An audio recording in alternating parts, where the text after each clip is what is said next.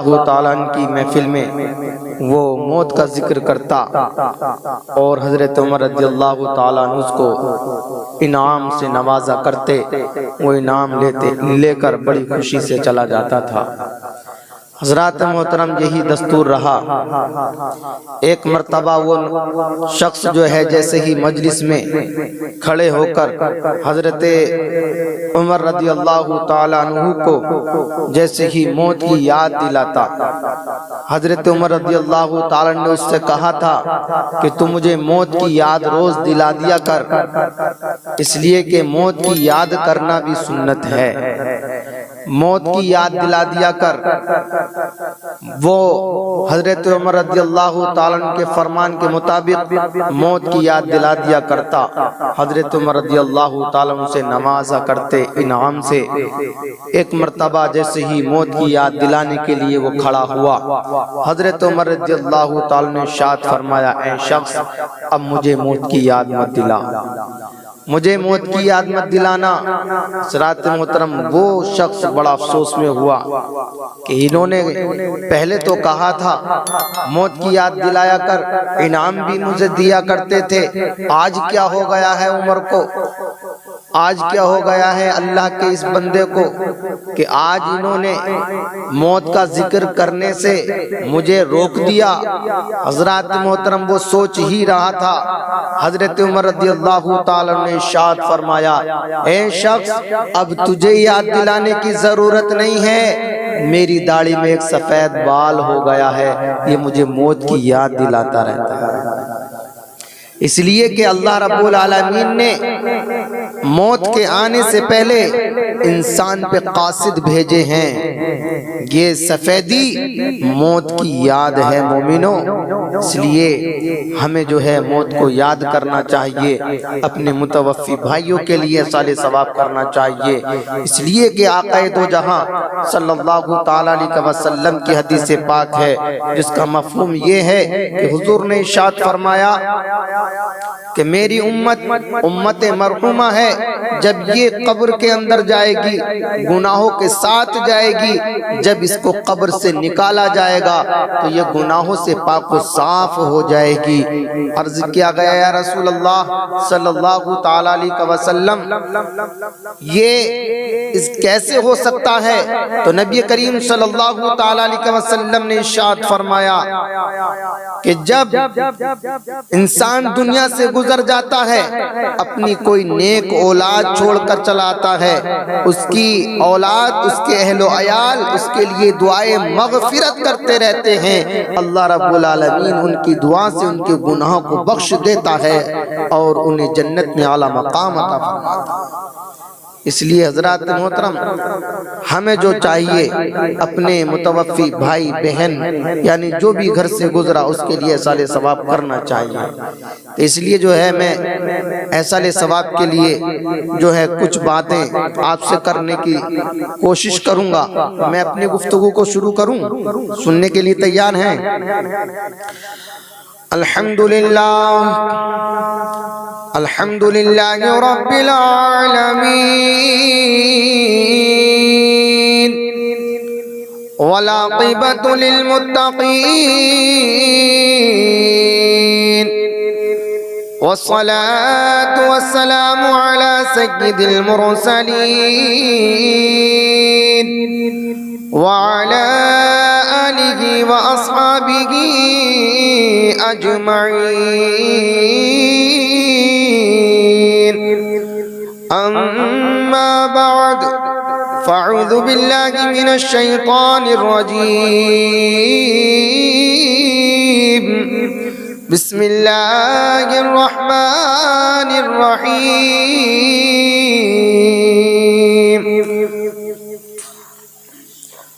وَإِذْ قَالَ إِبْرَاهِيمُ رَبِّ أَرِنِي كَيْفَ تُحْيِي الْمَوْتَى قَالَ أَوَلَمْ تُؤْمِنْ قَالَ بَلَى وَلَكِنْ لِيَطْمَئِنَّ قَلْبِي قَالَ فَخُذْ أَرْبَعَةً مِنَ الطِّينِ فَصُرْهُنَّ صدق اللہ مولانا العظیم وصدق رسوله النبی الامین الکریم ونحن على ذلك لمن الشاكرين والشاكرين والحمد لله رب العالمين. برادران اسلام، سب سے پہلے ہم اور آپ حضور تاجدار مدینہ صلی اللہ علیہ وسلم کی بارگاہ بے گس پناہ میں درود و سلام کا ہدیہ پیش کریں. پڑھیں بآواز بلند صلی اللہ علیہ نبی الامی کی والی صلی اللہ تعالیٰ علیہ وسلم صلاۃ و سلام علیکہ یا رسول اللہ صلی اللہ تعالیٰ علیہ وسلم. دو تین شعر میں آپ کی سماعتوں کے حوالے کر رہا ہوں، سماعت کریں، بولیں سبحان اللہ. اے عرب کے ماہ کامل، در تمہارا چھوڑ کر، در تمہارا چھوڑ کر، اے عرب کے ماہ کامل، در تمہارا چھوڑ کر، در تمہارا چھوڑ کر، اور کون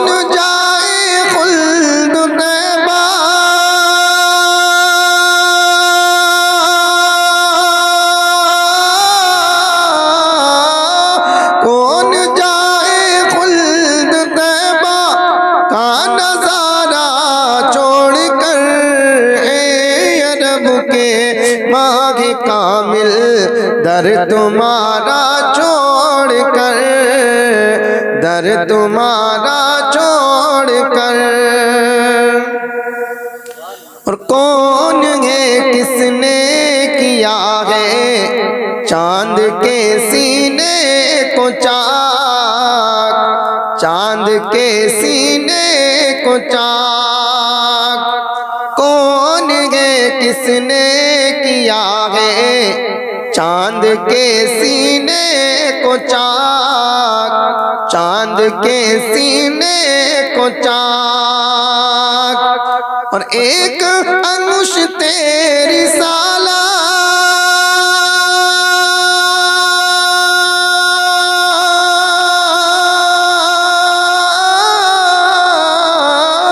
ایک انگشت رسالت کا اشارہ چھوڑ کر، اے عرب کے ماہ کامل، در تمہارا چھوڑ کر، در تمہارا چھوڑ کر. اور حضرات محترم، یہ شعر بھی سماعت کرنے، بولیں سبحان اللہ.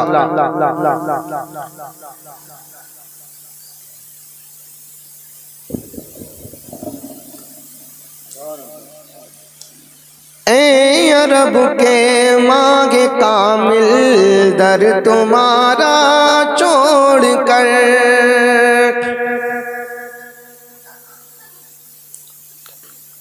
ہم غلامان نبی ہیں، جان دینے سے ڈرتے نہیں، ہم غلامان نبی ہیں، جان دینے سے ڈرتے نہیں، ایسا بچاؤ نا ہم کو،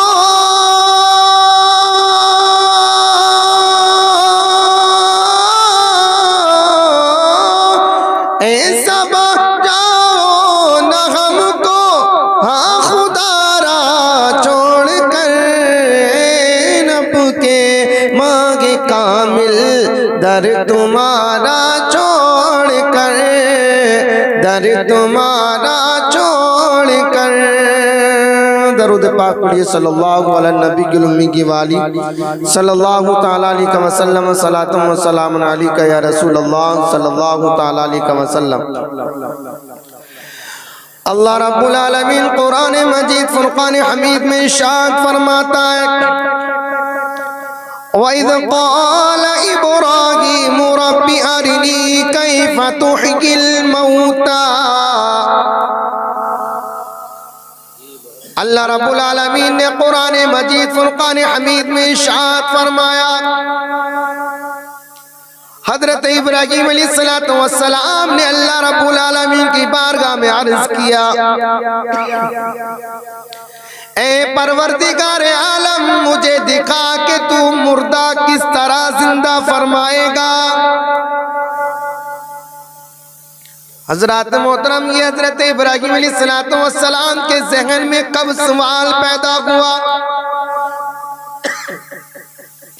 حضرت ابراہیم علیہ السلام نے ایک شخص کو جو انتقال کر گیا تھا، وہ سمندر کے کنارے پر پڑا ہوا تھا، حضرت ابراہیم علیہ السلام نے دیکھا کہ جب سمندر کا پانی اس لاش تک آ جاتا ہے تو اسے مچھلیاں کھانے لگتی ہیں۔ اب جب وہاں سے پانی چلا جاتا ہے تو اسے جانور کھانے لگتے ہیں، جنگل کے درندے جانور اس کو کھانے لگتے ہیں، اور جب وہ چلے جاتے ہیں تو اسے پرندے بھی کھانے لگتے ہیں۔ حضرت ابراہیم علیہ السلام نے جب یہ اپنی آنکھوں سے منظر دیکھا تو حضرات محترم، حضرت ابراہیم علیہ السلام کے ذہن میں یہ سوال پیدا ہوا اور اللہ کی بارگاہ میں عرض کیا، اے پروردگار عالم، میں یہ دیکھنا چاہتا ہوں کہ تم مردوں کو زندہ کیسے فرمائے گا۔ حضرات محترم، اللہ رب العالمین نے ارشاد فرمایا، قال اولم تؤمن، اے ابراہیم، اللہ نے ارشاد فرمایا، قال اولم تؤمن، کیا تجھے یقین نہیں ہے؟ حضرت ابراہیم علیہ السلام نے عرض کی، قال بلا ولکن لیطمئن قلبی۔ حضرت ابراہیم علیہ السلام نے عرض کیا، کیوں نہیں پروردگار عالم، اس لیے میں دیکھنا چاہتا ہوں تاکہ میرے دل کو قرار آ جائے۔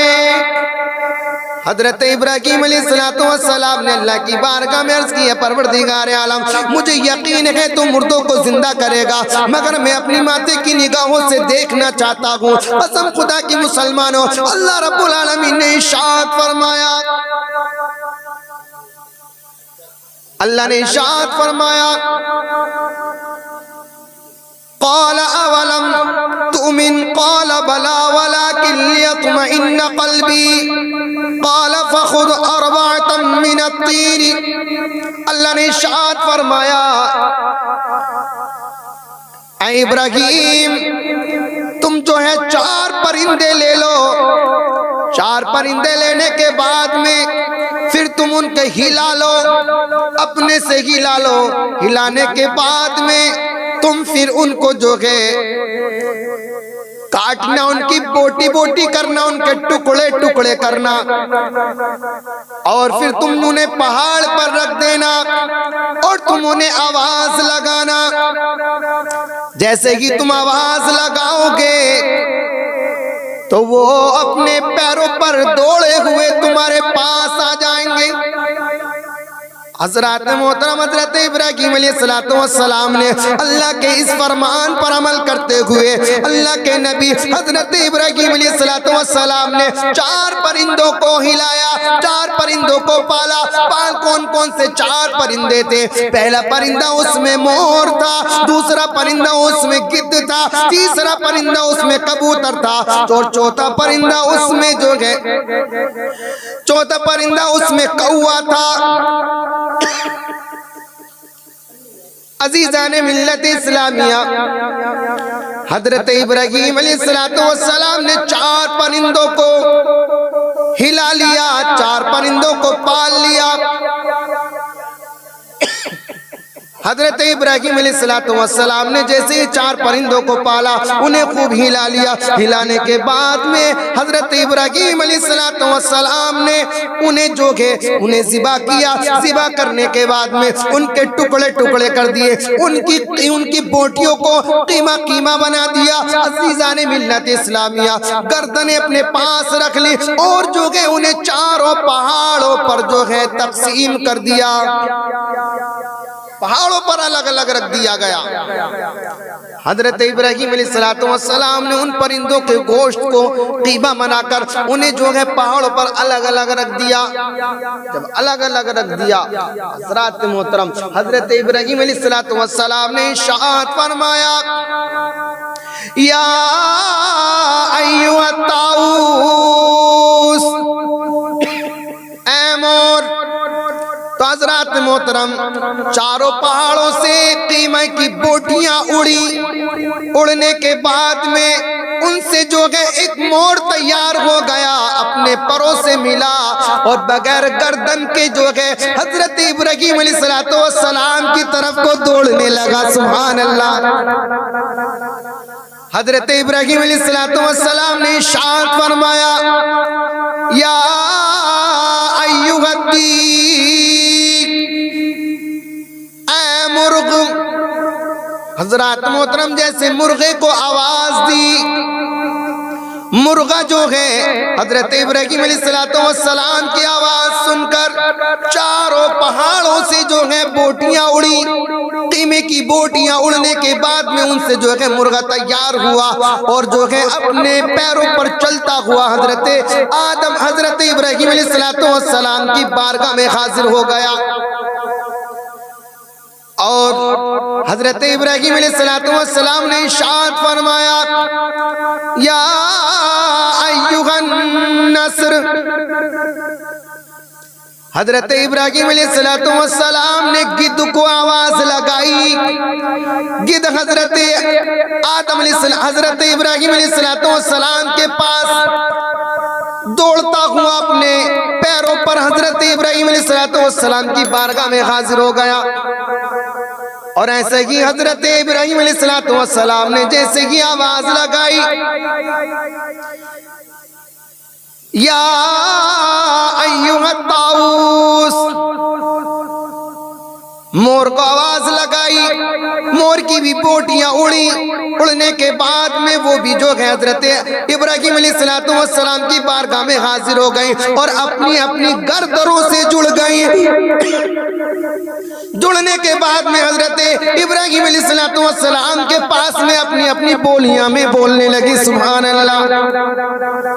حضرت ابراہیم علیہ السلام نے اپنے ماتھے کی نگاہوں سے دیکھا کہ میرا پروردگار عالم کس طریقے سے مردوں کو زندہ فرمائے گا۔ حضرات محترم، اللہ رب العالمین دنیا سے گزرنے والا، چاہے وہ جل کے مرا ہو، چاہے ڈوب کے مرا ہو، چاہے جانور کھا گئے ہوں، چاہے کسی بھی انداز میں اس کی موت ہوئی ہو، اللہ رب العالمین سب کو زندہ فرمائے۔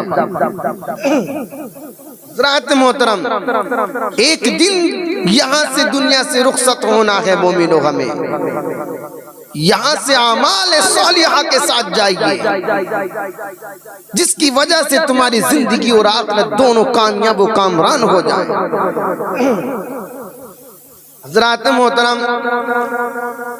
حضرت ابراہیم علیہ السلام کو اللہ رب العالمین نے حکم دیا، اے ابراہیم تم پرندوں کو پکارنا۔ اب بتائیے پرندے مردہ تھا یا زندہ تھے؟ تو پتہ چلا حضرات محترم قرآن کی روح سے معلوم ہوا کہ وہ پرندے جو تھے مردہ تھے۔ مردوں کو پکارنے کا حکم کس نے دیا؟ اللہ رب العالمین نے مردوں کو پکارنے کا حکم دیا۔ جب مردوں کو پکارنے کا حکم دیا تو عزیزان ملت اسلامیہ، اللہ رب العالمین اپنے نبی کو حضرت ابراہیم علیہ السلام کو کسی شرک کرنے کا حکم نہیں دے گا۔ پتہ چلا کہ مردوں کو پکارنا یہ حضرت ابراہیم علیہ السلام کی سنت ہے۔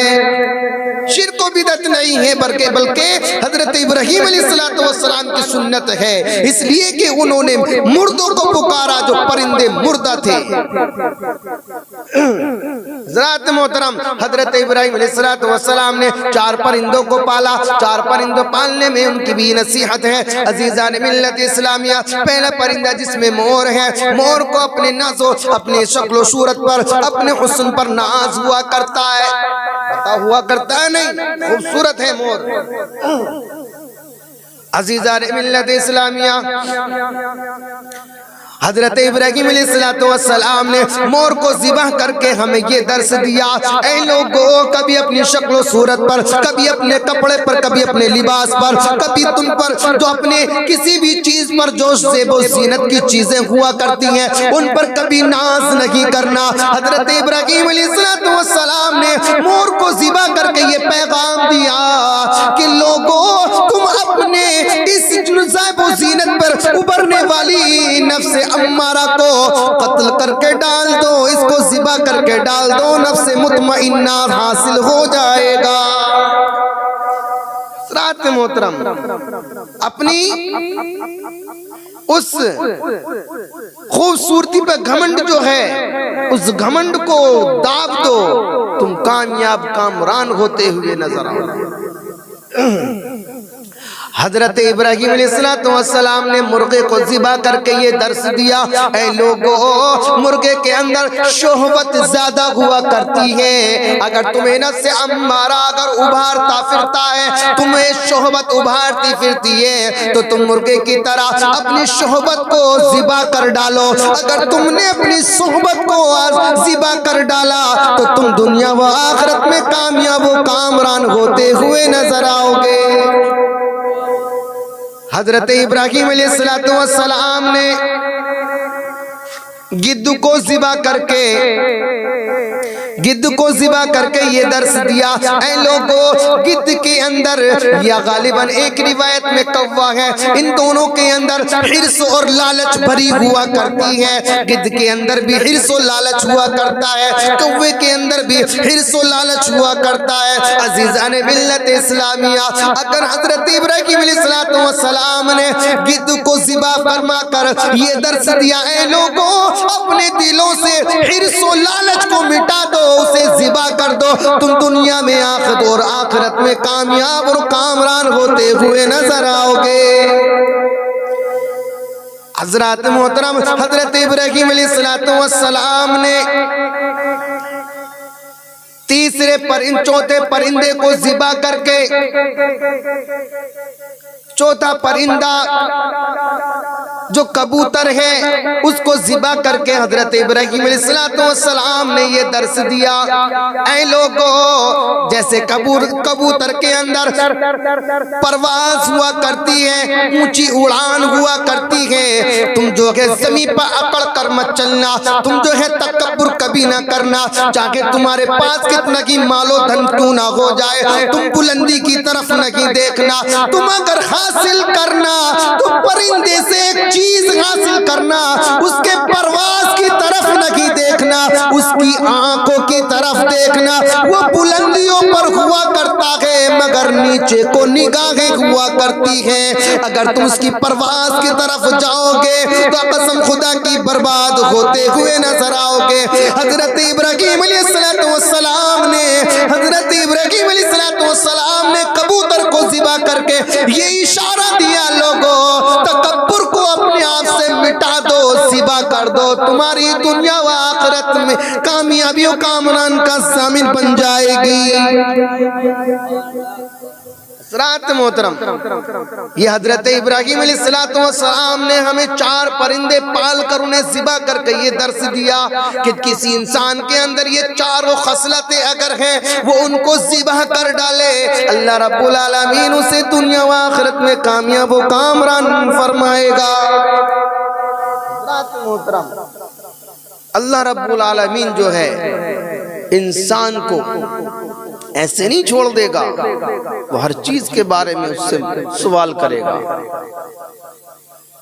حضرات محترم، آج ہم ہیں قدم قدم پر گناہ کرتے ہیں، قدم قدم پر اللہ کی نافرمانی کرتے ہیں، مگر یاد رکھیے مومنو، اللہ رب العالمین سے ہم جو ہے توبہ کرنے کے لیے تیار نہیں ہیں۔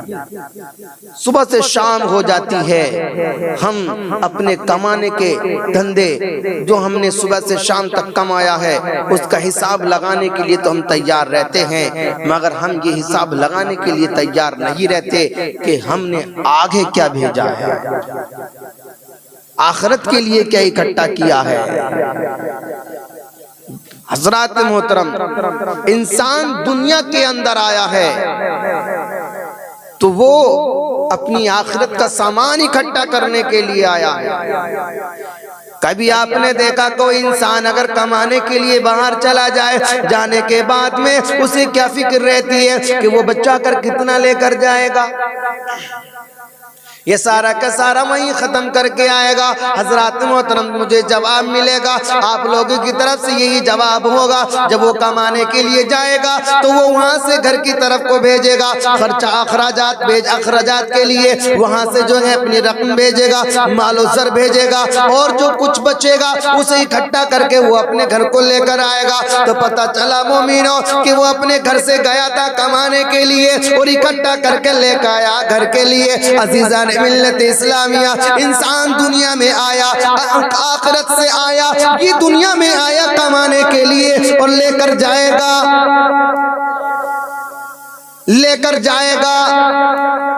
جو انسان لے کر گیا تو اس کی تعریف سب کرتے ہوئے نظر آئیں گے، جیسے ہی کما کر لے کر آیا، اگر وہ خالی ہاتھ آیا تو گھر والے اسے لعنتان کے ساتھ میں جواب دیا کرتے اور کہتے کہ تو کمانے کا قابل نہیں ہے، تو نکما ہے، تو کسی کام کا نہیں ہے، جتنا کماتا ہے سارا اٹھا کر آ جاتا ہے، خالی ہاتھ چلا آتا ہے، کوئی تمہارا استقبال کرنے والا نہیں ہے، سب کی نگاہوں میں تم گرتے ہوئے نظر آؤ گے۔ حضرات محترم، یہ حال جو ہے دنیا و آخرت کا ہے۔ اگر دنیا کے اندر آئے ہو تو قسم خدا کی آخرت کی تیاری کر کے لے چلو، آخرت کے لیے کما کر لے چلو۔ اگر تم یہاں سے خالی ہاتھ اگر چلے گئے تو بروز محشر میں تمہیں شرمندگی کے علاوہ کوئی چارہ نہ ہوگا،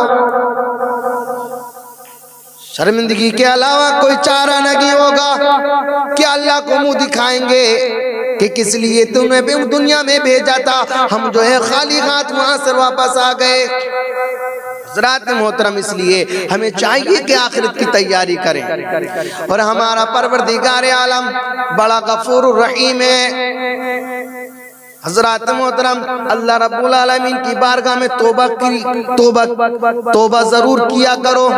صبح کو اگر صبح سے شام تک جو تم نے اللہ کی نافرمانیاں کی ہیں، حضور علیہ السلام کی نافرمانیاں کی ہیں، جو گناہ کیے ہیں، جیسے تم اپنے کاروبار کا حساب لگا کر سویا کرتے ہو، بستر پر جانے سے پہلے ایک بار اپنی زندگی کے حالات پر بھی نظر ڈال لیا کرو کہ ہم نے آج اللہ کی نافرمانیاں کتنی کی ہیں، آج ہم نے اللہ کی فرمانبرداریاں کتنی کی ہیں۔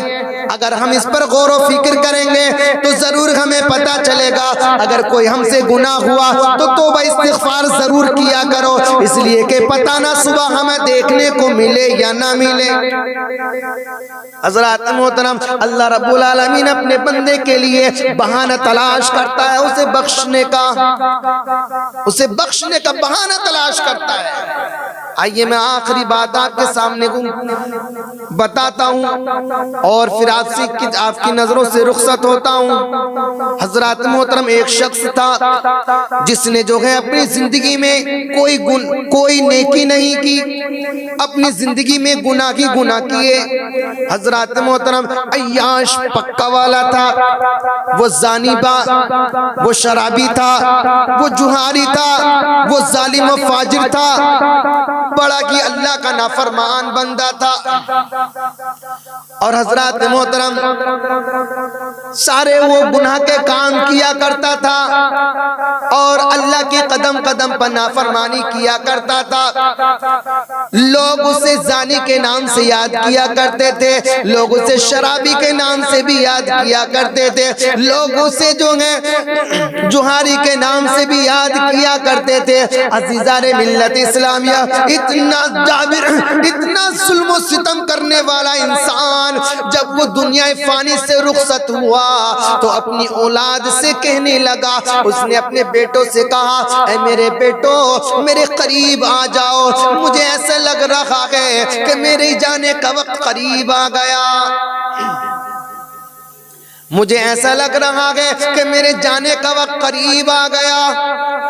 حضرات محترم اس کے بیٹے اس کے قریب ہو گئے، اس نے کہا کہ بیٹو میں تم سے کوئی مال و زر نہیں مانگتا، میں تم سے کوئی مال و زر نہیں مانگتا، میں تم سے کسی اہم چیز کا سوال نہیں کرتا، مگر میں آخری بار جاتے جاتے میری وصیت ایک ہے، اسے پورا کر دینا۔ اس کے بیٹوں نے کہا کہ بتائیے آپ کی کون سی وصیت ہے؟ اس نے کہا کہ جب میں مر جاؤں، میرا انتقال ہو جائے تو جیسے سب کو دفن کیا جاتا ہے مجھے ویسا دفن نہیں کرنا۔ اس نے کہا کہ جیسے سب کو دفن کیا جاتا ہے مجھے ویسا دفن مت کرنا۔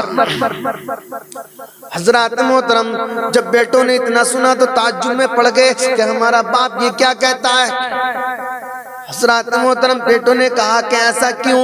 کہ بس میں یہ کہتا ہوں کہ جیسے میں نے کہا میری وصیت کو ویسے ہی کرنا۔ حضرات محترم میرے مرنے کے بعد میں مجھے دفن مت کرنا، بلکہ مجھے کسی دریا سمندر کے کنارے پر جانا اور مجھے وہاں لے جانے کے بعد میں میری چتا کو جلا دینا، میری میت کو جلا دینا، مجھے جلا دینا، مجھے راخ بنا دینا، اتنا جلانا کہ میری ہڈیاں بھی جل جائیں، میرا تمام جسم جل جائے، کچھ باقی نہ رہے، راکھ ہو جائے۔ جب تک راکھ نہ ہو جانا وہاں سے کوئی نہ ہٹنا۔ یہ کہا اپنے بیٹوں سے جب تک راکھ نہ ہو جانا تو واپس نہ آ جانا، بلکہ وہاں راکھ ہونے کا میرے انتظار کرنا۔ حضرات محترم جیسے ہی اس کے بیٹوں نے یہ بات سنی، پھر اس نے کہا کہ جب راکھ ہو جائے تو اس راکھ کو کچھ تو دریا میں بہا دینا، کچھ ہوا میں اڑا دینا، کچھ مٹی میں ملا دینا، بس میری آخری یہی وصیت ہے، بعد مرنے کے اسے ضرور پورا کر دینا۔ عزیزان ملت اسلامیہ جیسے ہی اس کی نزا کا وقت قریب آتا ہے، قریب آنے کے بعد میں اس شخص نے، اس کے بیٹوں نے ویسے ہی اس کی وصیت کو پورا کیا، دریا کے کنارے لے گئے، اس کو جلا دیا گیا، اس کو راکھ بنا دیا گیا۔ اس کی راکھ ہونے کے بعد میں اس کو جو ہے کچھ سمندر میں بہا، یعنی دریا میں بہا دیا گیا، کچھ راکھ کو جو ہے مٹی میں ملا دیا گیا، کچھ راکھ کو ہوا میں اڑا دیا گیا اور گھر کو چلے آئے۔ عزیزان ملت اسلامیہ اللہ رب العالمین نے ارشاد فرمایا، اے ہوا اس انسان کی راکھ کے ذرات کو میرے حوالے کر دیا جائے۔ اللہ نے ارشاد فرمایا، اے ہوا اس کی راکھ کے ذرات کو میرے حوالے کر دیا جائے، اے زمین اس کی راکھ کے ذرات کو میرے حوالے کر دیا جائے۔ قسم خدا کی مسلمانوں، اللہ رب العالمین کے فرمان کے مطابق سارے کے ساروں نے اس راکھ کے ذرات کو اللہ کی بارگاہ میں حاضر کر دیا۔ اللہ رب العالمین نے اس بندے کو زندہ فرما لیا، سبحان اللہ، کیونکہ وہ ہر چیز پر قادر ہے۔ جیسے میں نے بھی بتایا مردوں کو پرندوں کا قیمہ بنانے کے بعد میں بھی اللہ نے جو ہے زندہ فرما دیا۔ قرآن کی دلیل ہے۔ حضرات محترم یقین ہے ہمارا اس پر ایمان ہے، وہ راکھ کے ذرات سے انسان کو پیدا فرما دے گا۔